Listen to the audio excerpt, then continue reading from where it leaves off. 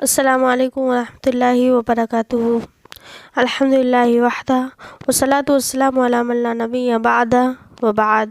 اعوذ باللہ من الشیطان الرجیم، بسم اللہ الرحمن الرحیم۔ رب اشرح لی صدری ویسر لی امری واحلل عقدۃ من لسانی یفقہوا قولی۔ طائف کا سفر۔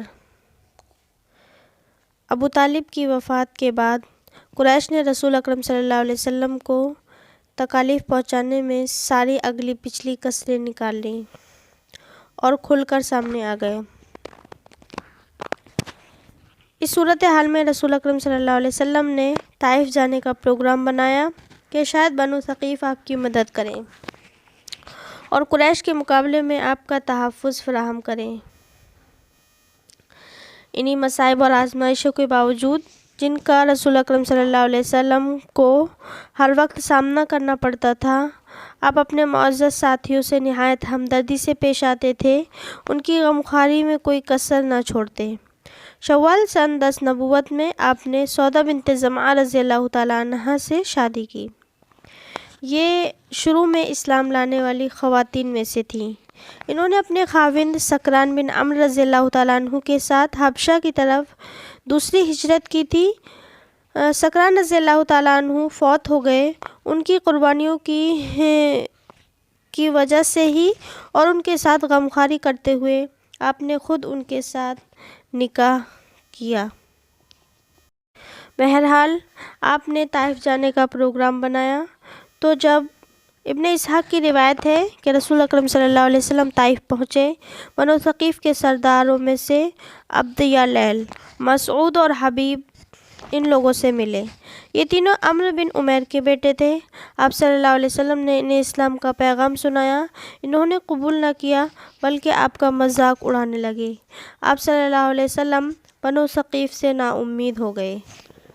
اسی طرح ان بدبخت لوگوں اور سخت دل لوگوں نے آپ سے نہایت بدتمیزی کا برتاؤ کیا اور آپ کو ایک باغ میں دھکیل دیا۔ وہ باغ ربیعہ کے بیٹوں عتبہ اور شیبہ کا تھا۔ وہ دونوں وہاں موجود تھے۔ انہیں دیکھ کر بنو ثقیف کے لوگ واپس چلے گئے۔ آپ صلی اللہ علیہ وسلم انگور کی بیل کے سائے میں جا بیٹھے۔ ربیعہ کے دونوں بیٹے آپ صلی اللہ علیہ وسلم کو دیکھ رہے تھے اور آپ کے ساتھ طائف کے لوگوں کی بدسلوکی کو بھی دیکھ رہے تھے۔ جب آپ سکون کے ساتھ بیٹھ گئے تو آپ نے یہ نہایت رقت آمیز دعا فرمائی: اے اللہ، میں صرف تیرے ہی روبرو اپنی کمزوری، بے بسی اور لوگوں کے نزدیک اپنی ناقدری کی شکایت کرتا ہوں۔ اے سب رحم کرنے والوں سے بڑھ کر رحم کرنے والے، تو کمزور، بے بس اور بے نوا لوگوں کا رب ہے۔ تو میرا بھی پروردگار ہے۔ مجھے کس کے سپرد کر رہا ہے؟ اجنبی کے حوالے کر رہا ہے جو مجھ سے ترش روئی کرتا ہے، یا دشمن کے جسے تو نے مجھ پہ قدرت دی ہے؟ اسی طرح آپ نے دعائیں کی۔ ربیعہ کے بیٹوں نے رسول اللہ صلی اللہ علیہ وسلم کو اس عالم میں دیکھا تو رشتہ قرابت نے جوش مارا۔ انہوں نے اپنے ایک عیسائی غلام جس کا نام عداس تھا اس سے کہا کہ آپ صلی اللہ علیہ وسلم کو انگور پیش کرے۔ اس نے انگور پیش کیے۔ آپ نے کھانے سے پہلے بسم اللہ پڑھی۔ عداس کو تعجب ہوا۔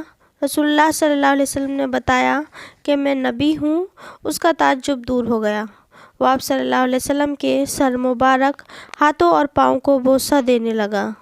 ربیعہ کے بیٹوں نے یہ ماجرا دیکھا تو اپنے غلام کو خبر کی اور اسے رسول اللہ صلی اللہ علیہ وسلم سے دور رکھنے کی کوشش کی۔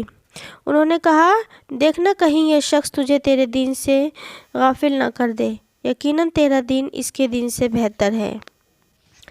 موسیٰ بن عقبہ کی ایک روایت میں ہے کہ طائف کے اوباش لوگ 2 صفیں بنا کر اللہ کے رسول اللہ صلی اللہ علیہ وسلم کے راستے میں بیٹھ گئے۔ جب آپ صلی اللہ علیہ وسلم ان کے درمیان سے گزرے تو وہ بے تحاشا آپ کے پائے مقدس پر پتھر برسانے لگے۔ یہ پتھر انہوں نے پہلے سے جمع کر رکھے تھے۔ انہوں نے سنگ باری کرتے ہوئے آپ کے پاؤں خون سے رنگین کر دیے۔ یہ سب سے زیادہ سنگین تکلیف تھی جو رسول اللہ صلی اللہ علیہ وسلم کو حق کی راہ میں جھیلنی پڑی۔ اسی طرح جب رسول اللہ صلی اللہ علیہ وسلم کو طائف میں اس قدر ہولناک اور آزمائش کا سامنا کرنا پڑا تو آپ انتہائی غمگین ہوئے اور واپس مکہ مکرمہ کی طرف چل دیے۔ جب آپ قرن الثعالب کے مقام پر پہنچے تو اللہ تعالیٰ نے آپ کے پاس جبرائیل علیہ السلام کو بھیجا۔ ان کے ساتھ پہاڑوں کا فرشتہ تھا۔ اسے اللہ تعالیٰ نے حکم دیا تھا کہ اگر آپ اشارہ فرمائیں تو دائیں اور بائیں طرف والے پہاڑوں کو ٹکرا کر طائف والوں کو پیس ڈالے۔ یہ اللہ تعالیٰ کی طرف سے آپ کے لیے معنوی طور پر ایک بڑا سہارا تھا۔ اسی طرح صحیحین میں روایت ہے کہ عائشہ رضی اللہ تعالیٰ عنہا نے رسول اللہ صلی اللہ علیہ وسلم سے پوچھا کہ آپ پر کوئی دن احد کے دن سے بھی زیادہ سخت گزرا ہے؟ آپ نے فرمایا، عائشہ مجھے تمہاری قوم کی طرف سے بہت مصیبتیں پہنچی۔ سب سے شدید مصیبت مجھے عقبہ کے دن پہنچی جب میں ابن عبد یلیل بن عبد کلال کے پاس پہنچا کہ وہ میری حمایت کرے گا، لیکن اس نے میری بات قبول نہیں کی۔ میں انتہائی غمگین حالت میں بے سدھ وہاں سے چل پڑا۔ اچانک میں اپنی سوچوں میں ہی تھا تو معلوم ہوا کہ قرن الثعالب کے مقام پر ہوں۔ میں نے سر اوپر اٹھایا تو دیکھا کہ ایک بادل مجھ پر سائے کیے ہوئے ہے۔ میں نے غور سے دیکھا تو مجھے اس میں جبرائیل علیہ السلام نظر آئے۔ انہوں نے مجھے آواز دی اور کہنے لگے، اللہ تعالیٰ نے آپ کی قوم سے کہی گئی باتیں اور ان کا جواب سن لیا ہے۔ اب اللہ تعالیٰ نے آپ کے پاس پہاڑوں کا فرشتہ بھیجا ہے، آپ اسے ان کے بارے میں جو چاہیں حکم دیں۔ اسی اثنا میں پہاڑوں کے فرشتے نے مجھے آواز دی اور سلام کیا اور پھر کہا، اے محمد، اگر آپ چاہیں تو ان لوگوں کو پہاڑوں تلے کچل ڈالوں۔ نبی کریم صلی اللہ علیہ وسلم نے فرمایا، نہیں، بلکہ مجھے امید ہے کہ اللہ تعالیٰ ان کی نسل میں سے ایسے لوگ پیدا کرے گا جو اللہ وحدہ لا شریک کی عبادت کریں گے اور اس کے ساتھ کسی کو شریک نہیں بنائیں گے۔ اسی طرح مکہ مکرمہ پہنچنے سے پہلے ایک اور معنوی مدد بھی آپ کو نصیب ہوئی۔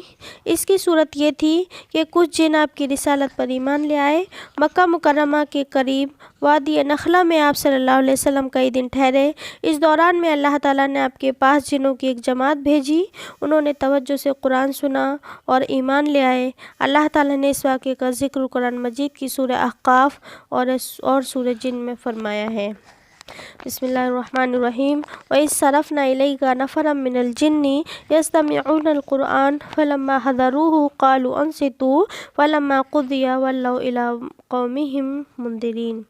اور یاد کرو جب ہم نے جنوں کی ایک ٹولی کو آپ کی طرف متوجہ کیا جو قرآن غور سے سنتے تھے، پھر جب وہ اس کے پاس تلاوت سننے کو حاضر ہوئے تو آپس میں کہنے لگے، خاموش ہو جا۔ پھر جب تلاوت ختم ہو گئی تو وہ اپنی قوم کی طرف ڈرانے والے بن کر واپس ہوئے۔ اسی طرح قُلْ أُوحِيَ إِلَيَّ أَنَّهُ اسْتَمَعَ نَفَرٌ مِّنَ الْجِنِّ فَقَالُوا إِنَّا سَمِعْنَا قُرْآنًا عَجَبًا يَهْدِي إِلَى الرُّشْدِ فَآمَنَّا بِهِ وَلَن نُّشْرِكَ بِرَبِّنَا أَحَدًا۔ اے نبی کہہ دو کہ میری طرف وحی کی گئی ہے کہ جنوں کی ایک ٹولی نے قرآن غور سے سنا تو انہوں نے کہا، بلا شبہ ہم نے ایک عجیب قرآن سنا ہے، وہ رشد و ہدایت کی راہ دکھاتا ہے، چنانچہ ہم اس پر ایمان لے آئے ہیں اور ہم اپنے رب کے ساتھ کسی کو کبھی شریک نہیں ٹھہرائیں گے۔ اسی طرح صحیح بخاری میں بھی رسول اللہ صلی اللہ علیہ وسلم کی خدمت میں جنوں کے آنے کی روایت موجود ہے۔ تو یہ واقعہ رسول اللہ صلی اللہ علیہ وسلم کی طائف سے واپسی کے وقت پیش آیا۔ اللہ تعالیٰ نے ان دو واقعات کے ذریعے رسول اللہ صلی اللہ علیہ وسلم کی ہمت بندھائی اور آپ کے دشمنوں کی مخالفت کو زیر کیا۔ اسی طرح طائف سے واپسی کے بعد آپ صلی اللہ علیہ وسلم نے دوبارہ مکہ مکرمہ میں داخل ہونے کا ارادہ کیا۔ زید نے کہا جو کہ آپ کے ساتھ تھے، یا رسول اللہ، آپ دوبارہ ان کے پاس کیسے جائیں گے جبکہ انہوں نے آپ کو نکال دیا تھا؟ آپ نے فرمایا، زید، اللہ تعالیٰ ان مصائب سے نکلنے کی کوئی نہ کوئی راستہ ضرور پیدا کرے گا۔ یقین رکھو اللہ تعالیٰ اپنے دین کی مدد کرنے والا ہے اور اپنے نبی کو غالب کرنے والا ہے۔ رسول اللہ صلی اللہ علیہ وسلم نے مکہ میں داخل ہونے کے لیے اخنس بن شریک کی پناہ طلب کی، اسے ہمت نہ ہوئی اور اس نے بہانہ بنایا، میں خود قریش کا حلیف ہوں، حلیف کیا پناہ دے سکتا ہے؟ آپ نے سہیل بن عمرو سے پناہ طلب کی، اس نے بھی انکار کر دیا اور کہا کہ بنو عمرو بنو کعب کے خلاف پناہ نہیں دے سکتا۔ آخر آپ نے مطعم بن عدی کو پناہ کا پیغام بھیجا، اس نے قبول کر لیا اور خود اور اس کے بیٹے رسول اللہ صلی اللہ علیہ وسلم کی حمایت کے لیے راضی ہو گئے۔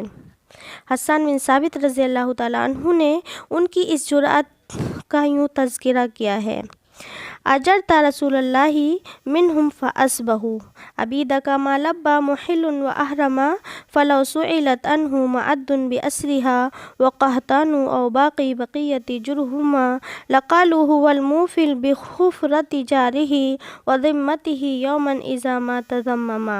تم نے رسول اللہ صلی اللہ علیہ وسلم کو مکہ والوں سے پناہ دی، وہ تمہارے غلاموں کی طرح سہم کر رہ گئے، جب تک احرام باندھے جائیں گے اور صدائے لبیک پکاری جائے گی تمہاری جرأت کو داد دی جاتی رہے گی۔ اگر قبیلہ معد، قریش، قحطان اور بنو جرہم کے بچے کچے افراد سے مطعم کے بارے میں پوچھا جائے تو وہ پکار اٹھیں گے، وہی تو ایسا باوفا ہے جب کسی کو پناہ دے دے یا کسی کا ذمہ اٹھا لے تو اپنی پناہ اور ذمے کا بہت پاس و لحاظ رکھتا ہے۔ رسول اللہ صلی اللہ علیہ وسلم نے بھی مطعم بن عدی کے اس احسان اور بائیکاٹ کے دستاویز چاک کر دینے کے حوالے سے ان کا کردار یاد رکھا اور غزوہ بدر میں قیدیوں کے بارے میں فرمایا: اگر آج مطعم بن عدی زندہ ہوتے اور مجھ سے ان پلیدوں کے بارے میں بات کرتے تو میں ان کے لیے انہیں چھوڑ دیتا۔